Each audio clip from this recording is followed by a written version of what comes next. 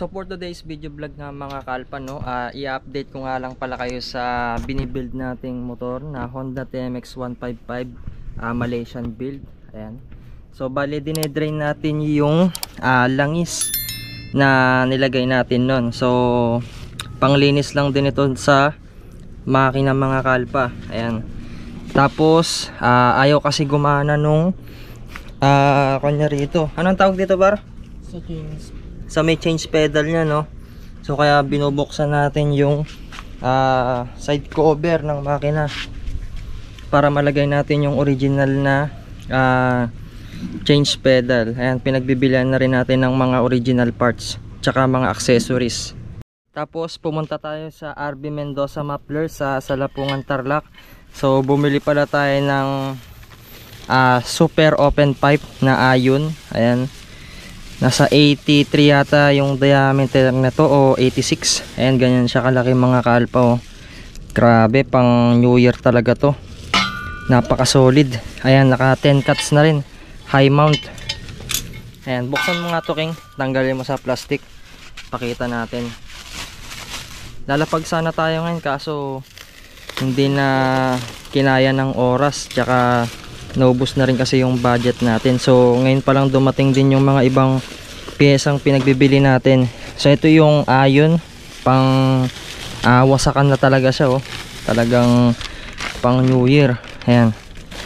So kapag bibili kayo ng ganito mga kalpa, ayan, ire-recommend ko si RB Mendoza Muffler Center ng Salapungan, Tarlac City. So bali meron din po pala silang branch dyan ng Mendoza Brothers sa Lemery, Batangas, tsaka sa Malinis, Barangay Malinis, Bulacan. Ayan. So ito, solid to mga kalpa, no. Ayan, habol na po kayo habang naka-sale sila. Murang-mura lang ito mga kalpa. Tapos ito yung mga ibang parts na pinagbibili natin. So bumili tayo ng RM Mini na quick throttle. Ayan, tapos may kasama na rin siyang domino na cable. Ito mga kalpa. So pakita natin. And then bumili na rin tayo ng horn para sa stock horn nya, para mailalagay na rin natin mga kalpa. Lahat ito sa Shopee to, no. Tapos ito yung kadena RK, Takasago chain. 428 po yung size nito. And then ito yung original na change pedal, genuine po mga kalpa. Tapos ito yung handle grip nung kabila. Tapos ito naman yung brake pedal, genuine din ito mga kalpa. So binuksan na natin. Tapos ito yung brake arm KTM na Nui Racing Project. And then meron tayong mga iba pang mga parts dito, no. Ayan. So may mga CNC bolts na rin para sa shock. So inintay ko na lang din dumating yung mga iba pang CNC bolts. Tapos mga washer. Ayan, mga tawag dito, nut size sprocket. Kumpleto na rin yan mga kalpa, no. Ito may mga spacer na rin tayo rito, kulay black. So bali para dun siya sa may grab bar natin. So bali ito yung rear sprocket natin mga kalpa, 428 na 36 teeth. So pinartner ko siya dito sa shock natin na TRC. So black gold kasi ito mga kalpa, eh. Ayan, gumagana na yung change pedal natin mga kalpa. So ito, nililinis lang natin din yung makina para maganda po tignan, no. So ito kasi hindi ko na pinapintura yung black tsaka yung dito, kasi baka papalitan ko rin ng black tsaka head ng Raider to, kaya magpa 4 valve tayo. Ayan, na dual overhead cam.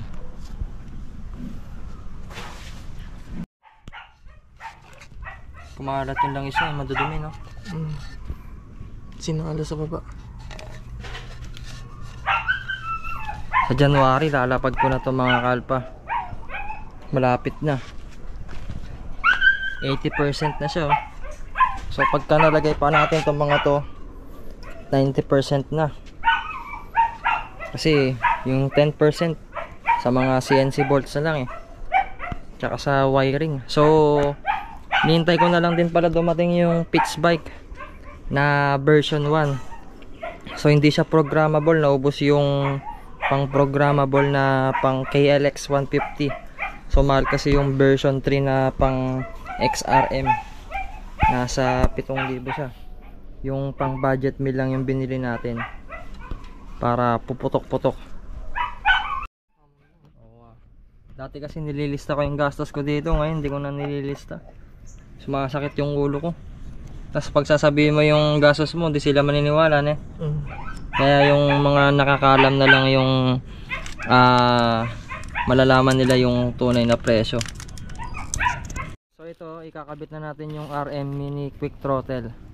Pati yung kable niya na paputol din tayo dito. Oh, na domino. Mahaba no? Parang pang Mio ata yung kwan eh. Oo, pang Mio to. Pang Mio no? Sa mga pang Brentford. Mag-adjust dito na. No. Sa kabila mga. Ito sakto lang dito. Ay, ganun mo pala. Yung sa kabila lang yata.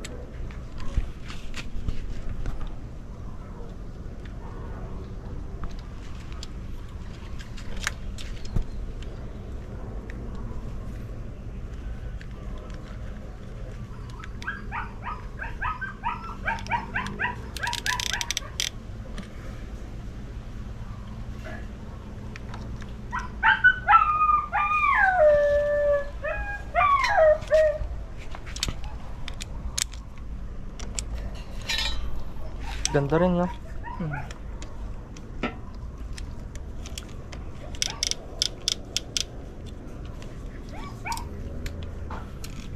Pang. Ito yung cards ko pa.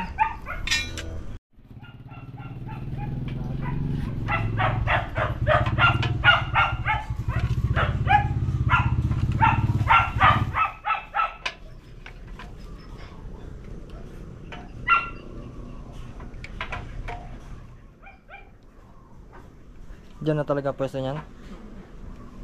Hindi, pagliliko siya eh. Panghabaan mo. Uy!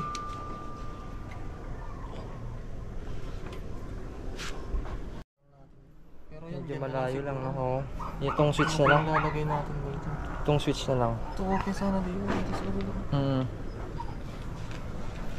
Ito gawin na lang nating ano, hazard, signal. Ito. Kasi walang kickstart yan eh. Ito gawin park light. Oo. Yung passing light niya. Kasi Pwede papaganahin lahat to, di ba? Itong red light, kill switch na lang yun. Kill switch. Para mamatay siya. May ganun? So ito na yung busina niya. Walang kasamang bolts to no? Wala. Tama na to. Wala, walang kasamang bolts. Tapakan na to. Pia horn sana ilalagay ko dyan eh. Kasi huwag na. Ang laki. Agaw sa Oo, pangit space. no? Hindi na siya babagin eh.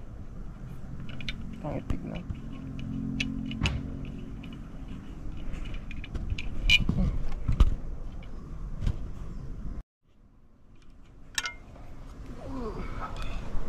Parang talagang stock niya no? Ito na yung busina na. Ayos.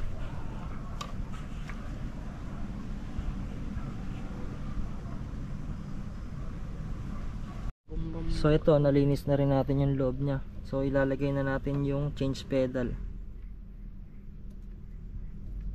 Ay, kala ko may kasama ng goma yan na wala pa na. Ito original, nakamahal din ng ganun. Kaya nga. Babalik tayo natin. Diba? Ay, smooth no?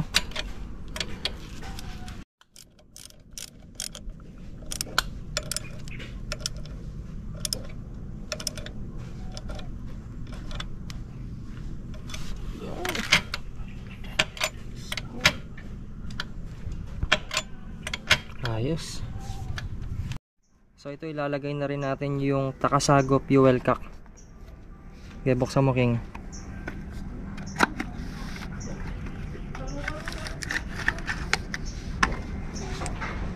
Lagay mo na. Lagay ito.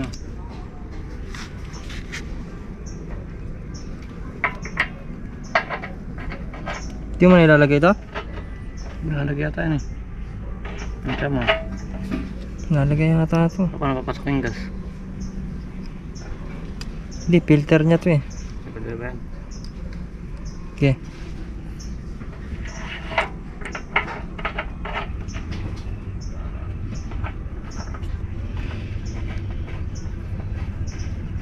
Ano size yan? 24? 19?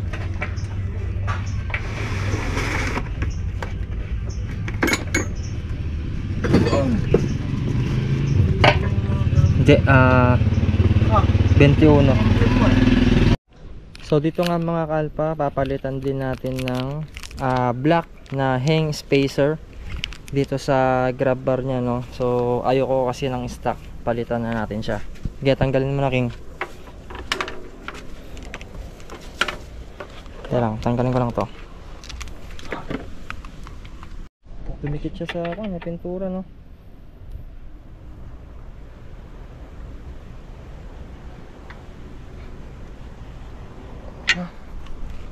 King, buksan mo to.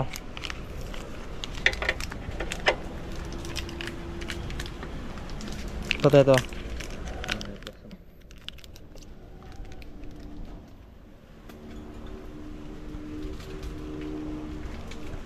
Para hindi na siya bakan eh.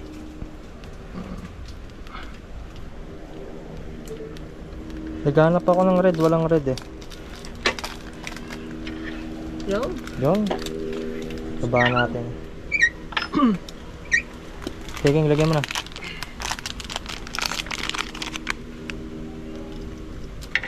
Yung grabber lagay mo.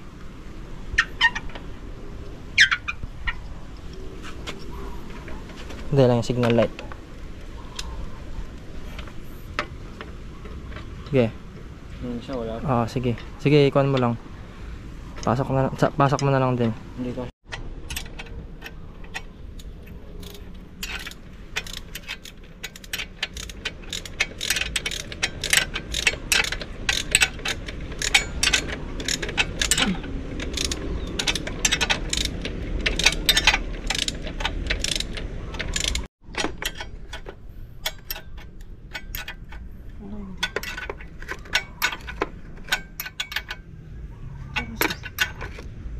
Hindi kasi.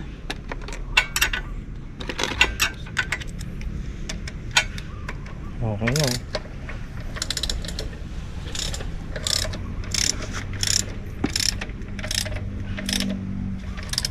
So ito mga kalpa, ilalagay na natin yung muffler nya. Tatawa mo dun. Papagawan ko pa ng bracket yan. Ito pa, kailangan na. Iwan ka pa. Hawakan na lang.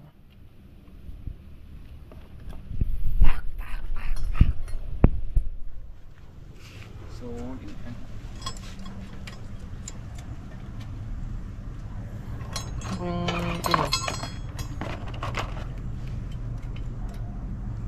buong tunog na ito. Saan na yung gauges? Solid oh. Ganda ng tayo eh. Yan, after nito magsa-soundcheck na tayo niyan. Gwapo. Papagawa na lang ako ng bracket doon sa taas. Yan na yung pipe nya. Tapos hintayin na lang natin yung pitch bike na CDI. Solid, no? Ayan, shoutout kay Sean, yung mekaniko natin. Yan, mag-soundcheck na tayo.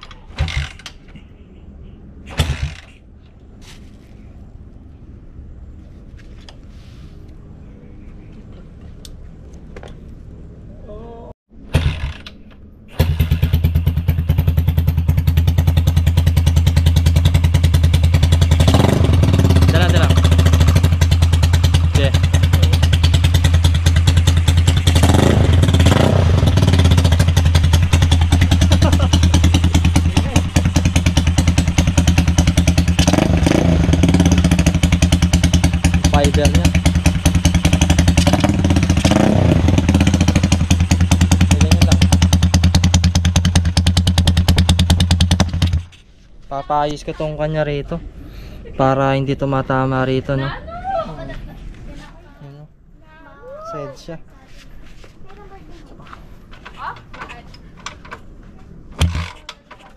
Naubos natin gasolina.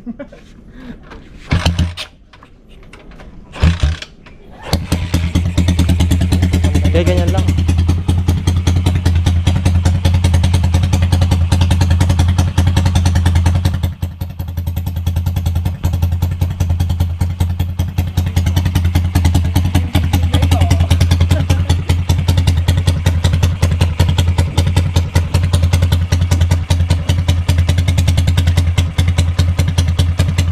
Painit na eh.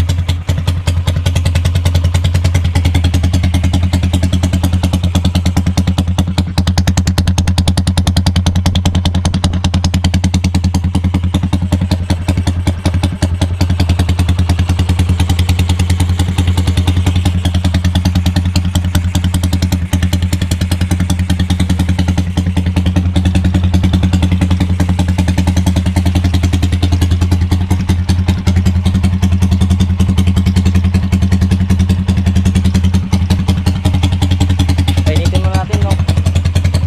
Para oo, malinis na ito. Ay, yung langis sa loob. Pagka may racing CGI na, may ingay na yun, no? Tak, tak, tak, tak. Ano na? Oo. Kalakas ng kaingay niya.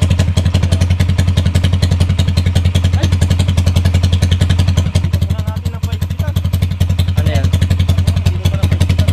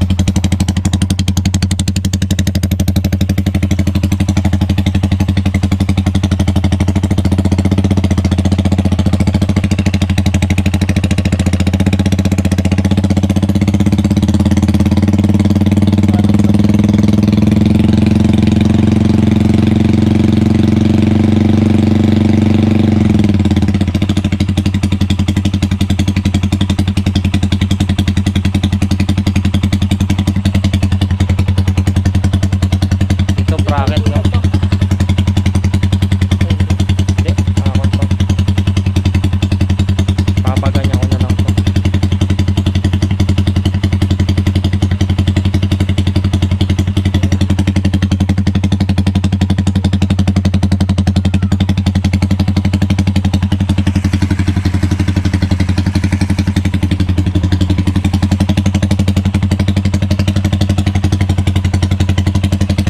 Diyan muna tayo.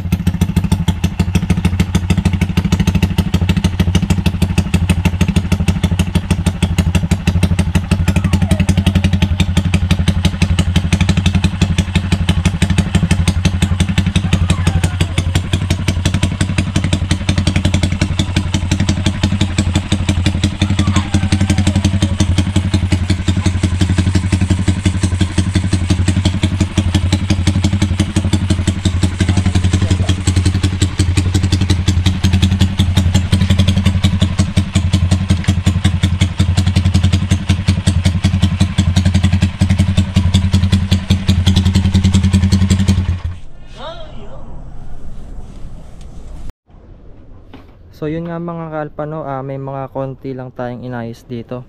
Abangan nyo na lang din ulit yung susunod na update dito sa Honda TMX 155 natin na Malaysian build. And yung mga pinagbibili ko sa Shopee, idadrop ko na lang po dyan sa pin comment at dyan sa description box, para pag kinlik nyo yan ay rekta Shopee na kayo. Tapos sa mga gustong bumili ng super open pipe, PM nyo lang po yung Mapler Mendoza.